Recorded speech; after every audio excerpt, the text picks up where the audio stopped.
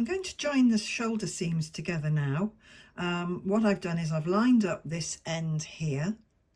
This is the sleeve arm, the sleeve part, and then I'm just going to match up the front to the neckline. And I've got more fabric in the back, this is to be expected, than the front of the seam. So I'm going to just try and divide each side evenly with the amount of material that's in there. So I'm going to pin the middle, and then I'm going to ease. So I'm just going to again just push that fabric around under my fingers so that I can get it to fit. And the more pins you put in here, the easier it is to ease that. Now I've got to remember that my seams on the shoulder are 1 inch. That's because I've allowed extra fabric at the top, just in case. So I'm just fitting along. So as you can see, there's a little bit of a wiggle on the back there. So I'm just going to divide that again evenly. So there's a little lump on this side and a lump on that side. Find the middle. Feeling all the time, and you can feel the fabric stretch under your fingers so that you can actually get that fabric to ease onto there. And again,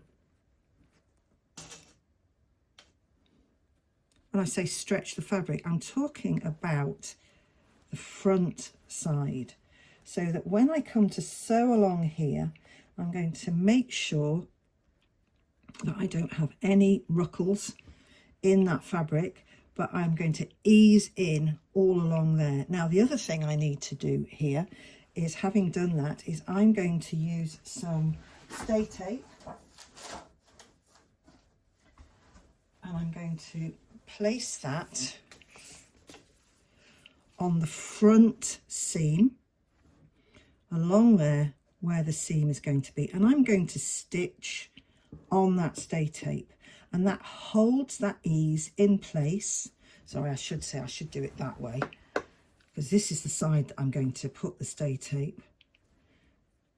I'm going to stitch that in place. That'll hold that shoulder and keep it really well formed, so that you don't get any stretch or sag in that shoulder. So here I am, ready to sew this shoulder. I'm going to be very careful. I've got my inch seam.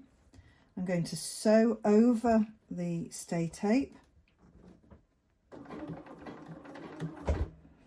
Just going to back stitch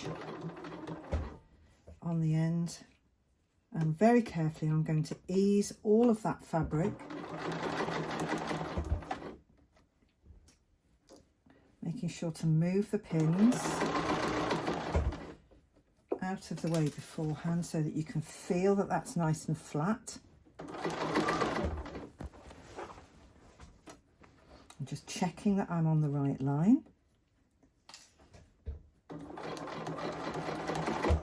I'm stitching from the front piece, so there's more fabric underneath, but I can feel that that's flat underneath the tape and underneath where I'm stitching.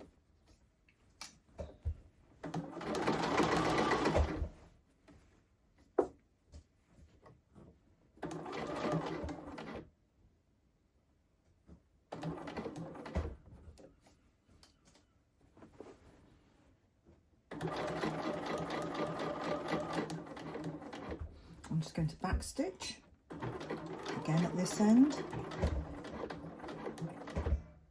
and then cut that. And there is my seam, perfectly flat on both sides, eased in nicely. There's the easing that I did to shape that shoulder before, to get, that's where the dart should have been. There's no dart, it's neatly sewn, and I will open that seam up and then trim it in a little while. So I'm just going to do that next. So here's the shoulder. now that it's been pressed, as you can see, that's nice and flat. That's under this side. I trimmed before pressing, I trimmed down the backstay to close to the stitching so that didn't interfere with the seam. And then there is the other side, and that shows you the stay tape that has been stitched over.